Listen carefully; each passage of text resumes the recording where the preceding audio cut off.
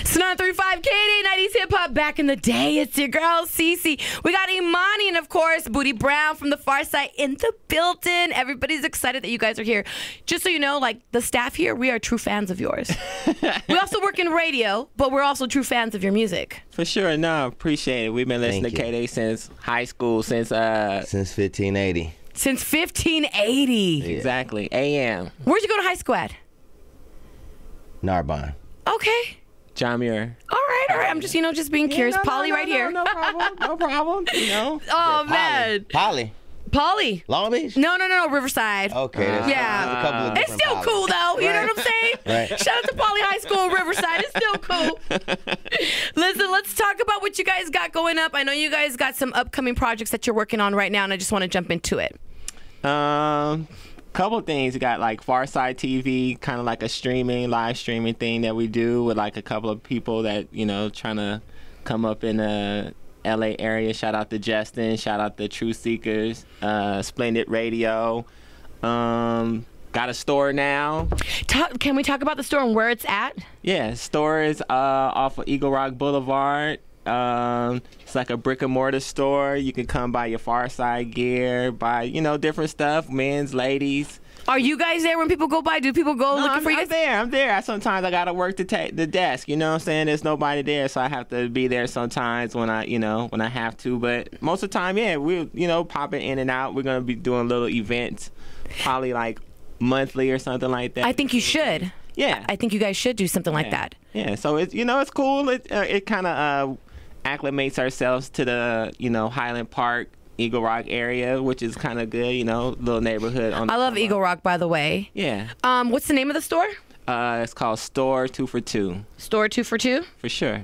Only because, I want to go down there afterwards and get some stuff. I'm definitely going to go support you guys' merch, but I think you guys should be doing that. I think maybe even having, like, Pharcyde TV there. Like, you know what I mean? Like a showcase or something. I'm giving ideas. It's next door. Do you need me to host? Hey, whenever you want to come down. Do you need me to stop by and show some love? Sounds dope. I'll bring the whole KDay squad.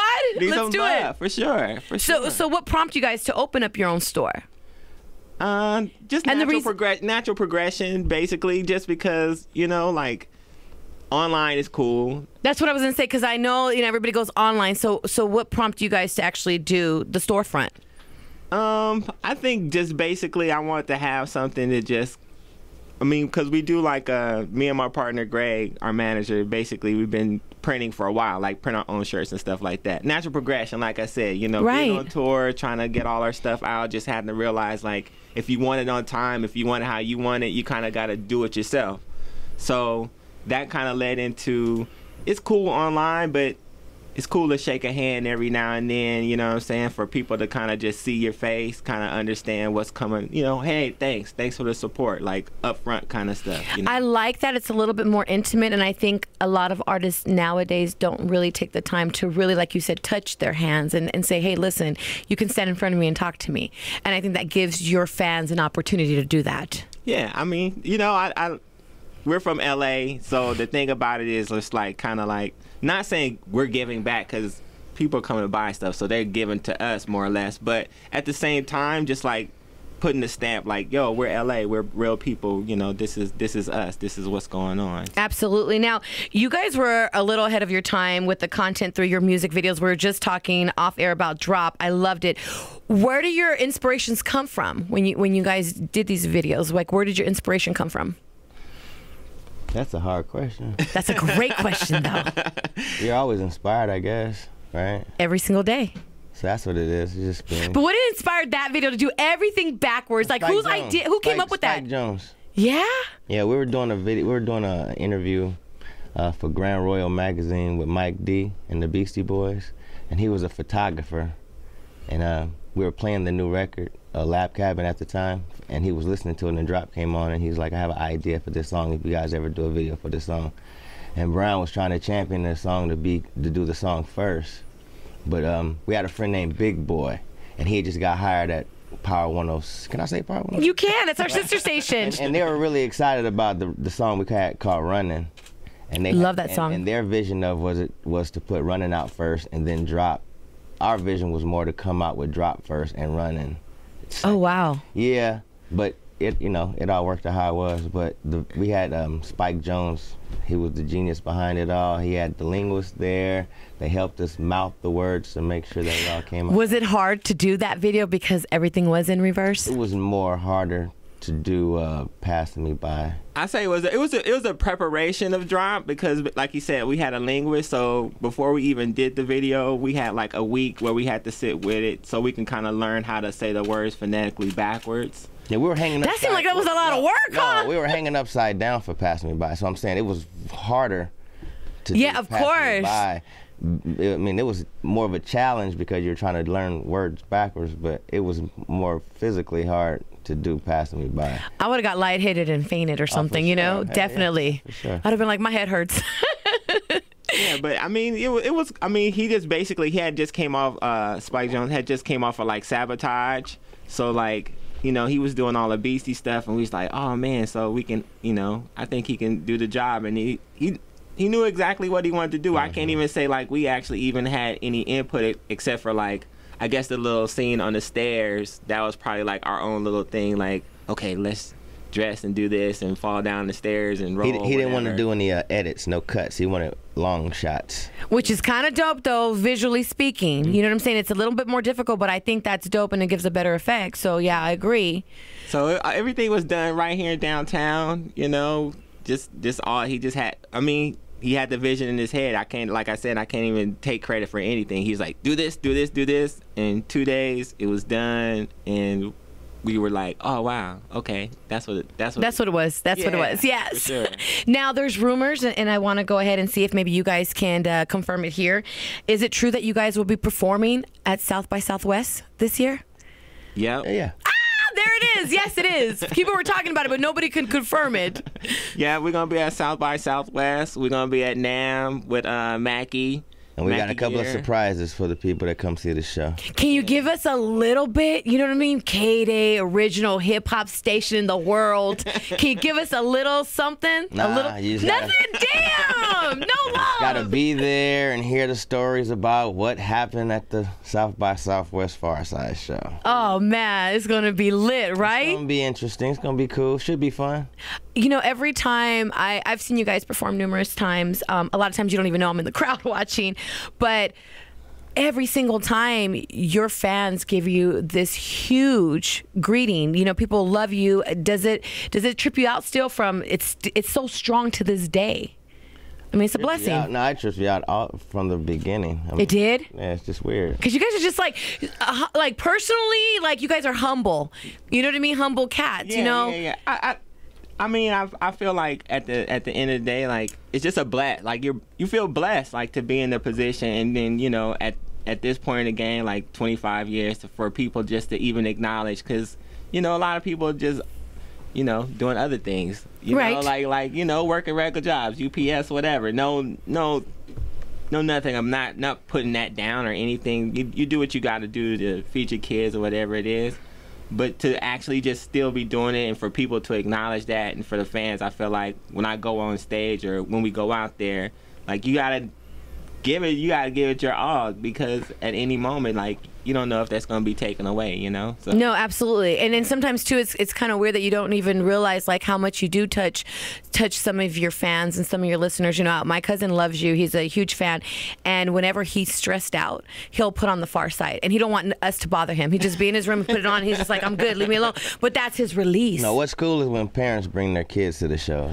Oh man, that's really dope. So that's the new thing, because they want their kids to know what they was into when they were being created. I guess it's like right. We was getting busy to this music, right? Or this is how we got to show our kids what real music is about. Right. It's definitely got to show the youth. That's different. That's dope. That makes you feel good. Youngest person to know your guys' music and to know the words. How old did you meet? Probably was 7 or 8. 9. Wow. Like yeah, we just had like it was like a little girl. And she was in the front row singing all the words. No way. She was like, all the words. Yeah. She probably was like, I don't even think she was supposed to be at the show because it was like 21 and over. She definitely wasn't 14. And it was like, yeah, she was like probably like 10, 11, and she was just sitting on the stage Right in the the whole front. time. And I was just like, what is this little girl sitting, like, what is she doing right here at this show? And Maybe was she just, knew somebody. Right? Pretty soon, store 242 is going to have to do some junior sizes. You guys, It's all kind of stuff in there. It's not just Pharcyde gear. I mean, what does the store hold? I'm curious. I'm saying you have to like go online and He's like, you got to experience you have it, to, like, CC. follow us on Instagram. It's the Pharcyde TV. You can follow us on Twitter, Facebook, wherever, all our social media. But you just need to see what's up because you get a picture. You don't. I don't know if what kind of picture you get when you say it's a Pharcyde story. yeah, Like, so it's not like how I was. I get kind of like, like hip hop, No. a little bit more See? street. See? You know, this is what I'm picturing. Exactly. That's why you got to come see. Okay, we got to see No, for ourselves. It's more. I'm gonna take the KDay cameras down there. It's more boutique style. Nice. Yeah, you know, like I like people look good. You guys were recently on. It's like what people wear that like the Pharcyde. Like, Damn. like what girls wear. I mean, it's not just men. It's Right. women, Yeah, you can't forget about the ladies of hip hop. No, because it's him and his significant other are like having the ideas of what's inside of the store and whatnot, and so they're really like style aware. Right? Yeah, they're style aware, so they know what's up, right? So you gotta come see, man. It's really interesting. Okay, see, now everybody watching is probably gonna start Googling right now so they can check it out. Pharcyde TV, check it out. Pharcyde TV, make sure you guys go ahead and check it out. 4315 Eagle Rock Boulevard. 4315? Yeah. All right, we got to take the KDay cameras there. We definitely got to show some love. Now, I watched your GGN interview with Snoop. You guys talked about how you all were like a fly on the wall during the come up of hip hop in the 90s. What's the craziest thing you remember witnessing? Without putting anybody on blast too much. We was dancers, and we was always like at rehearsals with artists and backstage, and you know that's just how it was because we was dancers. We was you know how Bobby Brown got the dancers, and you know it's like right. We was them niggas. Can I say that? Yeah, whatever you want to say. You can say whatever you want. Okay, no, we know them cats, and we know like all the dudes that you know. It's a lot of crews out here, you know, a lot of dance crews, and you know, so people would come out here and get dancers and stuff, and so we was lucky to be one of them, you know, part of that whole wave of dancers, and we just was around. I mean, the reason why we lasted this long is we don't talk. We're not gonna come up here and be like, we know this. So and so spilled. Yeah, no. Pharcyde don't get down like that. I say Your secrets are safe with us. one that people probably know, like it was a scene straight out of Compton when I guess like after the whole little beef, Eazy was walking up the Ice Cube. Well, no, was it Ice Cube walking up?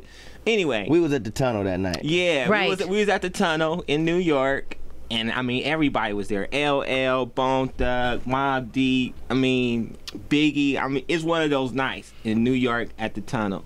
And we was standing there. Eazy came, of course, you know, with the Cali finest. He's like, of yo, course. like sit there, like so we chilling, and then Ice Cube walk over, and then like, you know, it was a little tense, like right there, and Bones Thug, like it was all there, and then like they just started talking about the NWA reunion right there. And that was like one of those things like, oh, like, am I really hearing this? Like, NWA is about to get back together.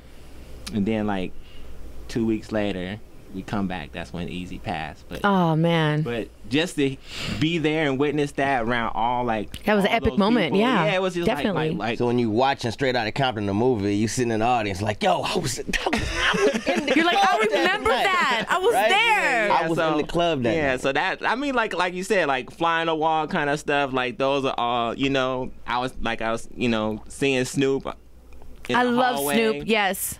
And he was banging on the wall. I was like, dude, what's this banging on the wall, man? Who's banging on the wall? Snoop banging on the wall, freestyling. Yo, I'm about to get signed, you know, Dre's about to do my beats. So it's like yeah. like we've been around for like a while, so you just get to witness all, like, I can't say like which moment is the craziest, because you see somebody go from like nothing to like international star, like, you know, like it's crazy to just witness that. So I mean, and I asked because, you know, I work at KDay, and although I didn't have the honor of meeting Eazy-E, I'm still a fan, you know, and I still support the music. And how was he? as a person? You guys got to meet him, you know what I mean, more on a personal level. How was he on a more personal level? I say Eazy was thinking about the future, like as far as what people thought, because Eazy, he had signed the Black Eyed Peas. He signed before they was Black Eyed Peas. Yeah, they were the At Bang Clan. Yeah, they called At Bang Clan. So Eazy saw like this whole like thing that gangster rap was gonna, like, it was there, but he saw where hip hop was going. He's like, yo, I'm gonna get these different acts. I'm gonna try to like blend this different type of music that's out there. So he signed Buckwheat. We had a little homie named Rasan Buckwheat. He was on our record. Yeah. And he used to hang out with Eazy, and he was like, I guess he was flirting to get signed. You know, he was grooming him. You know, taking him out, and he would come back with the stories. I just left Eazy. I was with Eazy. Boom, boom, bam. So he was. So it's kind of like how Tupac had got with like Steel from Buckshot and them, like how Tupac was kind of like doing some different stuff that people didn't think that he was doing as far as, you know, on a hip hop level. So I mean, but Eazy was like approachable, cool. Was he in the movie? It makes it seem like he was a jokester. Like, was that him all the time? I mean, I didn't know. I thought he was like the serious, like G'd up guy. And then when I seen it, I was like, oh, he's a jokester. He's cool. He laughs. Somebody that don't really know me about how I am, I mean, that's really strange, because we only know him from arm's distance, right? So, right. I mean, if you around him, you know, he's gonna reveal himself to him, like, you know. They say there's like 7 different sides to a person. I get it. He just seemed like a real dude, and he was really cool, and he always gave respect to people. I never seen him pull no gun on nobody or do no crazy shit. He's a real chill dude, right? Cool guy when I seen him. What about anything about a Pharcyde doc? You know what I mean? Coming up soon. I mean, can we talk about that? Any talks? I don't want to do that, because I feel like if I do that, like, something bad's gonna happen. Like, I feel like once you do them documentaries, like, you just asking for like somebody to like the worst to happen. So I feel like I haven't lived everything yet. I haven't completed everything. So once I complete everything, I feel like, okay, you know what? Like an unsung? I'm on the farm.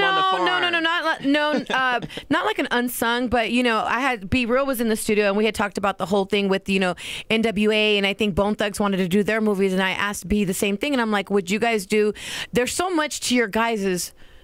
There's so much to the story of who you are. You know, people want to know. And he said that because the movies came out, he didn't want to do a movie. He would do a documentary, but he would stay away from the movies because it was just too many of these movies coming out. And I felt him on that, you know, but that's the same thing. Like, you know, people want to know your guys' story and like what's really behind it. We know what we see, but there's a lot more behind the curtain, you know, that goes on.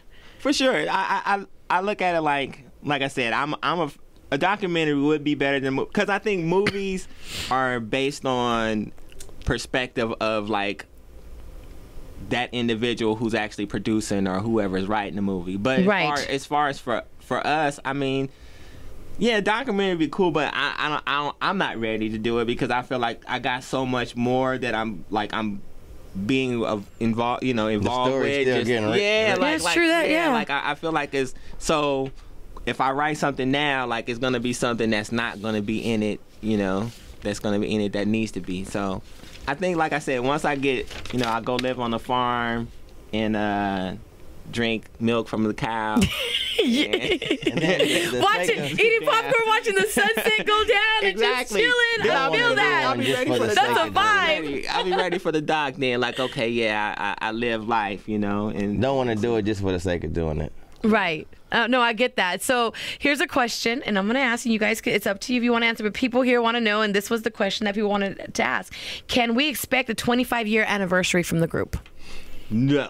Okay. Asking. I mean, what from the, like, pretty, actually, I love everybody who's been showing love for the 25th anniversary. Like, blessings, thank you so much for letting us get, but I actually don't like doing that. Not saying that I date, like, I don't mind dating ourselves, because it's actually that we're out there. But like I said, I feel like I have so much more that, like, people have not seen the best work. Even though people may think and may, like, I feel like I just gotta attain this one little part, this little segment of life, and then they're gonna see, like, dang, like, I want to do something like how you're saying right now. Like, there's no other DJ that bounces from station to station. You know what I'm saying? Yeah, there isn't. Like it's crazy. So like you're attaining something that nobody has done. Like you're breaking ground. Like I feel like even though you've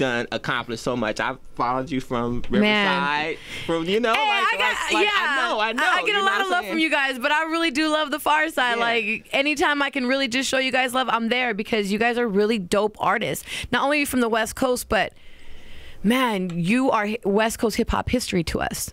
You know, you may not feel that way. That's how we feel. Right. No. So I feel like there's another level, and I want to show people that before I just, like I said, before I just turn this blanket over and just say I'm done with it. Like I want to bring something. I can't say what it's gonna be, but it's gonna be something worthwhile for sure. Yeah, absolutely. And let me ask you guys. You know, you guys have done music. You've got your store. You guys are going to be performing. Is there anything else that you guys want to do or anything else that we don't know about? You know what I mean? That you guys are like, man, I might try this out. I think you guys, I would love to see you guys in movies. That's just me, though. Maybe I'm just a Pharcyde fanatic. It is what it is. I mean, there's a lot of stuff that we're entertaining right now. I think more or less just getting our infrastructure right, just trying to, like, get that solid. Because you could do so much and not be able to attain the most out of that event or whatever, like basically that's something that you've done. Like sometimes you just don't capture the whole moment that you need to capture because you're doing so much. So at this moment I say, like, we're working on the infrastructure, the store, just kind of building up our roots again, make sure that's strong before we just blossom into the tree that we need to blossom, or the flower. But the world is like, it's great because right now we don't have anything to tell us, like, you need to be this way or be that way. Right now it's perfect because you can do anything you want right now. Exactly. I think back in the day, before social media and stuff, they pigeonholed us, but we don't have that anymore. We can do whatever we want. I truly believe that. For sure. And that's what it is. It's like, so right now I just feel like the world is our oyster, kind of, sort of, and we can kind of like do what we want. There's nobody to say, oh, you can't do EDM or you can't do country music. Any, whatever we want to do. Oh my God, what if the Pharcyde did country music? What the hell?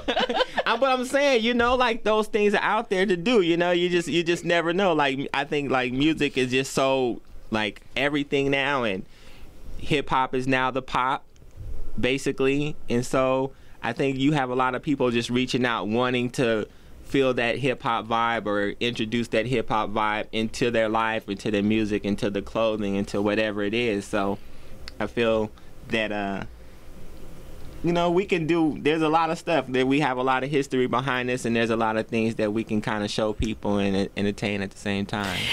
As pioneers of West Coast hip hop music, do you feel that sometimes you have to carry that on your shoulders?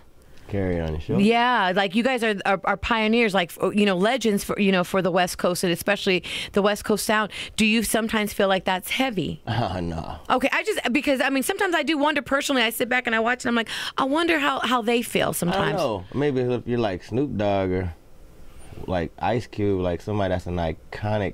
You're iconic. You guys are. You're iconic. There's layers and levels of this. That's all I'm saying. Right. Like you got this, and then you got this, and you got this, and they're all just as important, but this is the top, right? Right. I'm just saying Snoop and Ice Cube, but to me, and like, the Tupacs and the... But the reason I'm asking is even as like radio personalities, such with KDay and representing the West Coast, sometimes we feel that way too. You know what I mean? Where, oh, you're not West Coast enough, or, you got to show so much love. And I just wonder, like, we're only radio personalities, so like you said, there's levels. We're right here. You guys are up here. I wonder what you feel. We didn't look at it regional. Okay. Right? Right. Because if we would have looked at it regional, the sound we would have created probably would have been more regional. We made a sound that was universal to us, like, because we feel like we can go anywhere with this sound, and it's not like in LA, because we would hear LA music, and like then you would leave LA and you wouldn't hear that music, right? We want to go to New York and hear our music in New York. We want to go to Atlanta, hear our music in Atlanta, Texas, wherever, Barcelona, Botswana. So like continue what he was saying. That basically, I mean, during the whole East Coast West Coast beef, whatever that was back in the day, we were in New York. We were actually in New York, and we Was it a hot time in the city for you when you were in New York during the East Coast West Coast beef, or you guys were just because I mean, a lot of people thought we were from New York. A lot of people still don't know that, like, we're from LA. Like, you're from the Bay, you're from New York, or you from this where, that where, like, so a lot of people still don't know that we're actually a West Coast. So when we have to tell them, like, no, I'm from LA, you know, he's from Compton, I'm from Pasadena, like, yo, that's what it is. But yeah, during that whole, like, East West, we was in New York and we was in the studio. Biggie was opening up for us. Like, Man, it was how like, you gonna tell the OJs they can't come to Mississippi? Or how you gonna tell the drifters they can't come to what? It's like, that just is ridiculous. I mean, to us, it just was ridiculous. right. No, I get it. And a lot of this stuff is just like media driven and just like, and sometimes it's the people that don't really use their frontal lobes, right? Like, they're like zombies and they just like cattle, whatever. And like, when the media is telling you like to now you gotta panic and this is what's happening, they react like that. But we was never really signed up. You didn't even let that phase. That didn't even phase you at that point. Yeah, right. Different. It's just different, and when it's just different, man. We just had an outlook on just because we was like, I was hanging with like Tip, Tribe, everybody, like, you know, he's in New York, like, yo, and they was giving us love, like, we don't know what this beef is about. We like, you're like, we're here, we're doing music. We're in the studio trying to put it out there, and if we would have, everybody could have acted on the bait that was put out there. But the people that had responsibility was like, this is not what we're gonna do. Right. And I like the fact that you said, yeah, it is like bait. You know, let's see who bites.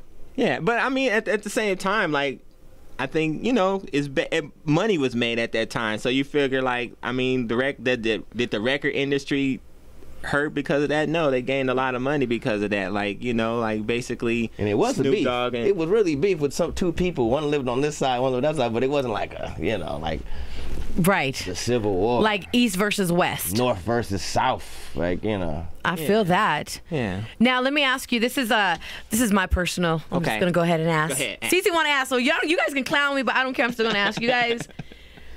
How did you come up with the name The Pharcyde? It was a cold, stormy night. He's so crazy. I love him though. I love it. And literally. No, that's what it was. Like, Yeah. and I know you guys are probably like, come on, see, but I don't truly know. And I know somebody out there's watching like, that's a great question, Some see. of the members were there, and one of the members wasn't, and we were smoking weed, and we was trying to come up with names, and at first the name was, we were 2 for 2, because that was a dance crew, and it was 2 people that was positive and 2 people that was negative, and together we made 4, right? Right. And it can be looked at a lot of different ways, but that was one of the ways we looked at it, and we was at the house, and we was trying to come, the Beat Junkie, BEETJUNKYE.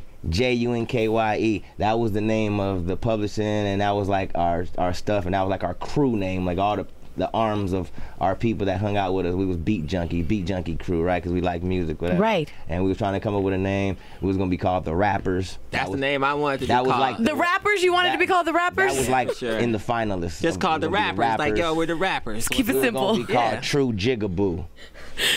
And the record company I'm not wouldn't gonna say nothing about let us do that. that. No, our manager, or it wasn't really our manager. He was just like our overseer. Your day-to-day? Our curator. He was the one that led us to through out the forest. Yeah, he was like, you can't call yourself True Jigaboo. Yeah, he was like, you can't call yourself. You can't True do that. He's like one of our elders. Right. Black dude, jazz musician from the 60s, 70s. He was like, nah, right?